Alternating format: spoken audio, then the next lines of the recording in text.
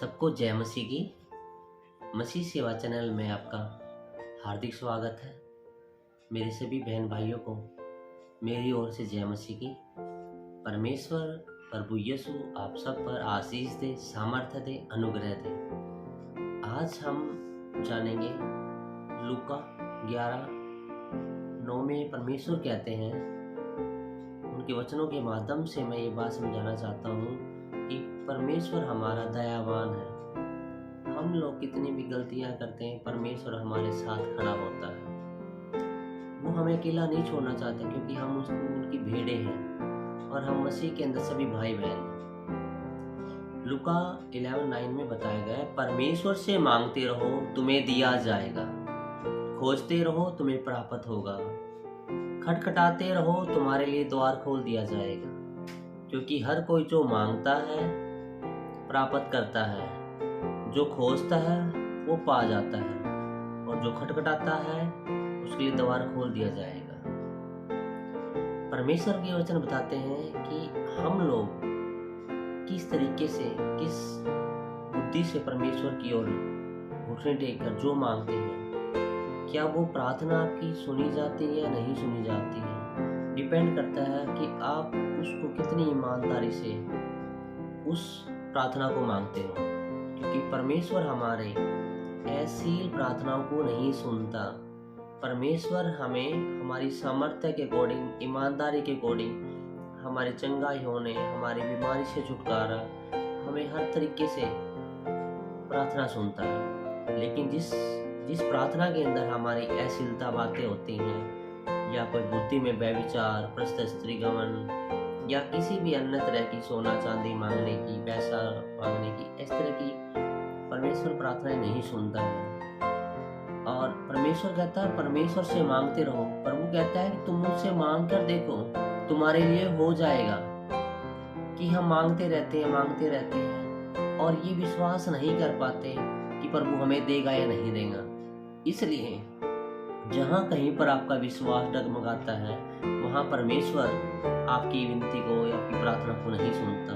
क्योंकि परमेश्वर सिर्फ आपसे विश्वास मांगता है, परमेश्वर आपसे आराधना मांगता है। प्रभु हमें हर चीज देते हैं, हर चीज सामर्थ्य अनुग्रह से भर देते हैं। उन जैसा तुल्य अन्य देव देवता कोई नहीं है। तो हम परमेश्वर से जो मांगते हैं वो हमारे लिए हो जाता है। हम किसी चीज को खोजते रहते हैं, वो हमें प्राप्त हो जाता है। हम किसी चीज का दरवाजा प्रभु के लिए खोलते हैं, परमेश्वर हमारे को भंडार, सामर्थ्य, अनुग्रह, बुद्धि से, हर चीज से भर देता है। क्योंकि परमेश्वर ने कहा है कि तुम मेरी संतान हो, तुम मुझ में बने रहो और मैं तुम में बना रहूंगा। क्योंकि परमेश्वर का अनुग्रह तुम पर युगायुग होता रहा है। और कई बार हमारी प्रार्थना इसलिए नहीं सुनी जाती कि परमेश्वर उसके लिए, हमारे लिए और अच्छा करने के लिए और बेस्ट बनाने के लिए हमें थोड़ा सा पेशेंस रखना होता है। आज मैंने जो प्रार्थना करी है, क्या पता परमेश्वर उस चीज़ को और अच्छे से आपकी सुनना चाहता है और अच्छे से आपको देना चाहता है। तो हमेशा परमेश्वर में विश्वास करते रहिए, परमेश्वर के अधीन बनते रहिए। क्योंकि हम परमेश्वर की भेड़ें हैं और परमेश्वर हमारा चरवाहा है।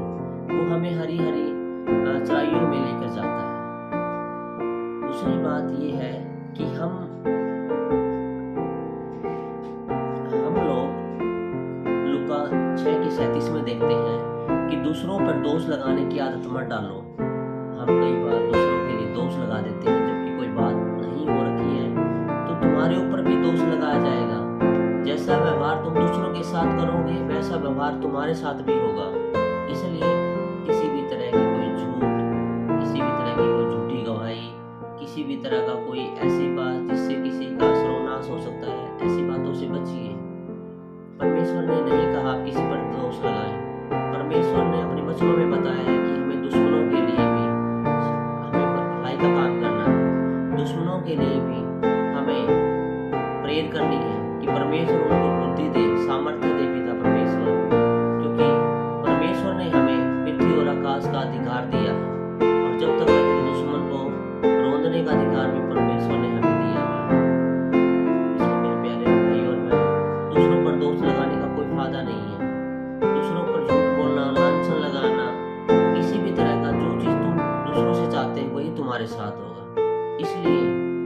परमेश्वर ने किसी से जलन नहीं करता है, वो हमें हर बार माफ कर देता है। हम चाहे कितनी भी गलतियां करें, परमेश्वर हमारा दयावान है, हम उसकी संतान है।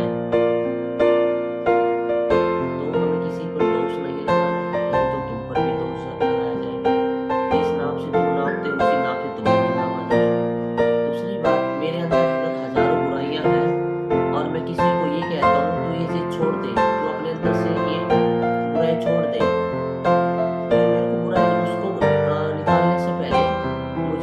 से बुराई निकालनी पड़ेगी।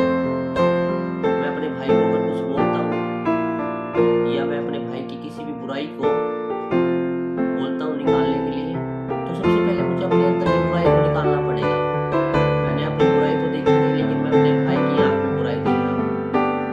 सबसे पहले लूका 6:37 में परमेश्वर ने बताया है, तू अपने भाई बंदों की आंख का तिनका तक क्यों देखता है, जबकि तुझे अपनी आंख का लट्ठा भी दिखाई नहीं देता।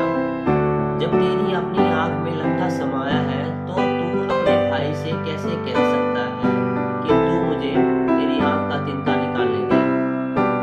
और कपटी, पहले तू अपनी आंख से लट्ठा निकाल, फिर तू ठीक तरह से देख पाएगा और अपने भाई की आंख का तिनका निकाल पाएगा।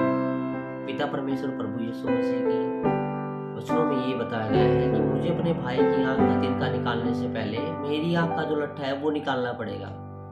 परमेश्वर की आज्ञाएं हैं कि चोरी ना करना, व्यभिचार ना करना, झूठी गवाही ना देना, किसी घर का लालच मत करना, अपने दुश्मनों के लिए हमेशा प्रार्थना करना, आप जगत में आए हैं तो सबसे प्रेम रखना और पड़ोसी से अपने सम्मान प्रेम करना।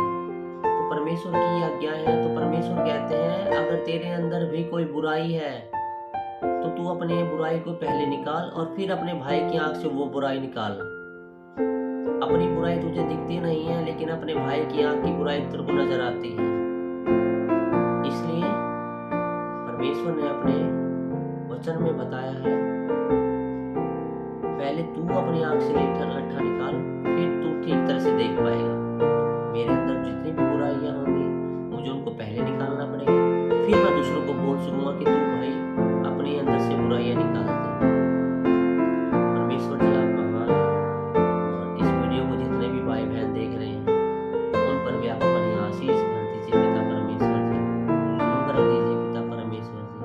जिस भाई को कोई भी बीमारी है, घर में क्लेश है, चिंता है, पिता परमेश्वर जी यीशु नासरी के नाम से प्रभु जी वो लोग चंगे होने